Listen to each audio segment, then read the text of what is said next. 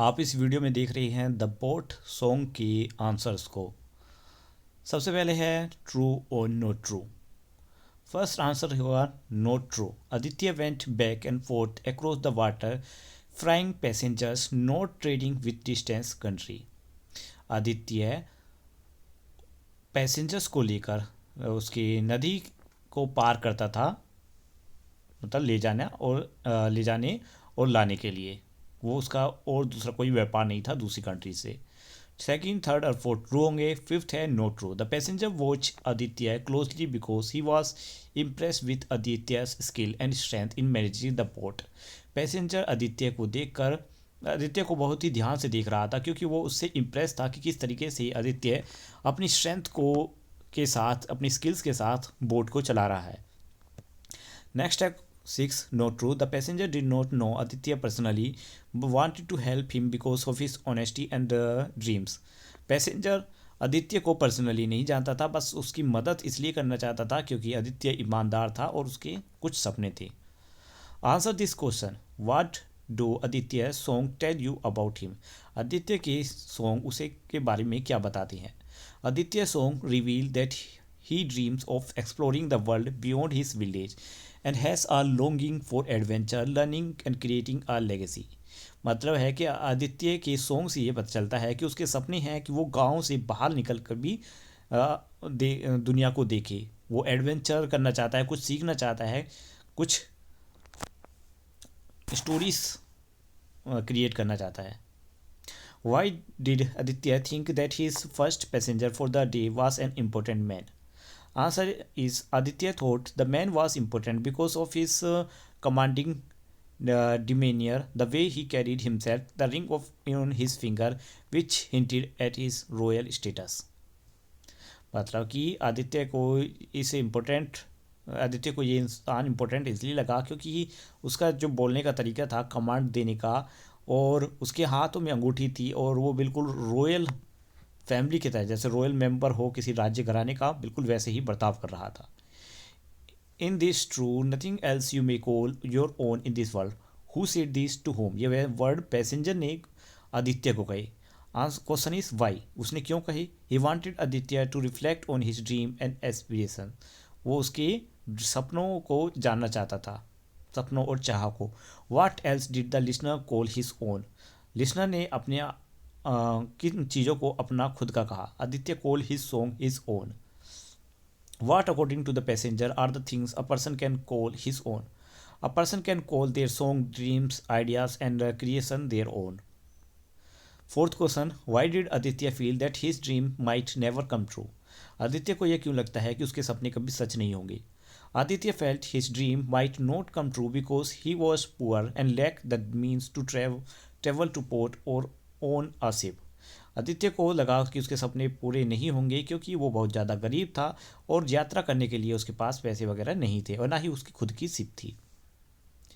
You paid too much money sir. Why did Aditya से this. Aditya ने ये शब्द क्यों कही। Aditya said this because he felt the amount of money given by the passenger was far more than the right worth. क्योंकि आदित्य को लगा कि पैसेंजर ने के जितने अमाउंट बनता है उससे उसने कुछ ज़्यादा ही दे दिया। Do you think the passenger was testing Aditya और helping him when he paid more. Why do you think so. आपको क्या लगता है कि पैसेंजर आदित्य की ईमानदारी को चेक कर रहा था या उसकी मदद कर रहा था। Answer is the passenger was likely testing Aditya's honesty and also helping him because he saw potential in Aditya and wanted to encourage him.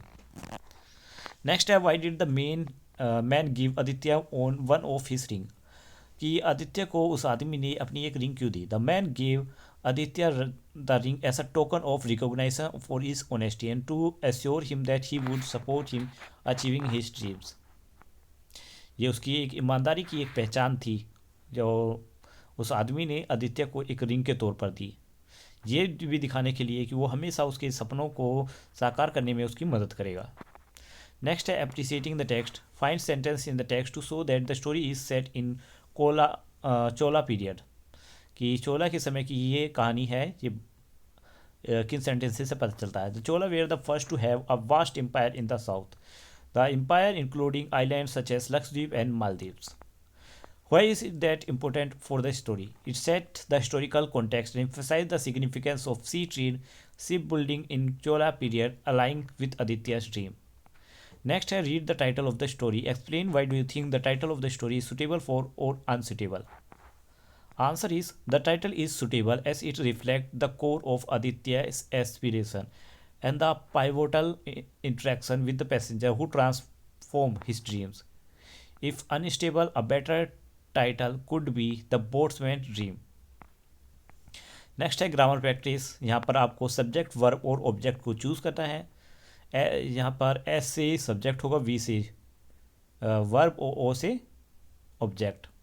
तो फर्स्ट में सुनीता सब्जेक्ट है, जॉइंड वर्ब और अ म्यूजिकल कोर्स ऑब्जेक्ट। इसी तरीके से बाकी के आंसर हैं।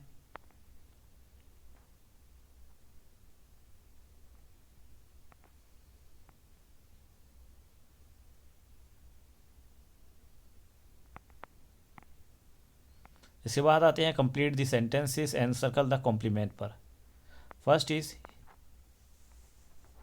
फर्स्ट में बीकेम, ये कॉम्प्लीमेंट है और नहीं बीकेम है, बीकेम मतलब एक फिल इन द ब्लैंक्स को कंप्लीट करना है, कॉम्प्लीमेंट इसमें ढूंढना है, तो कॉम्प्लीमेंट है इसमें एक्सट्रीमली वीक।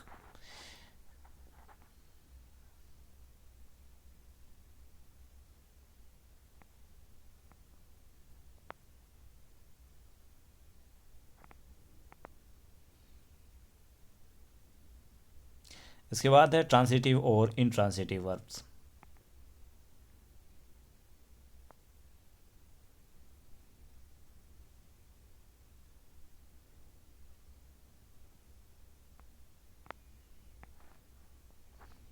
नेक्स्ट है मिनी डिक्शनरी मीनिंग।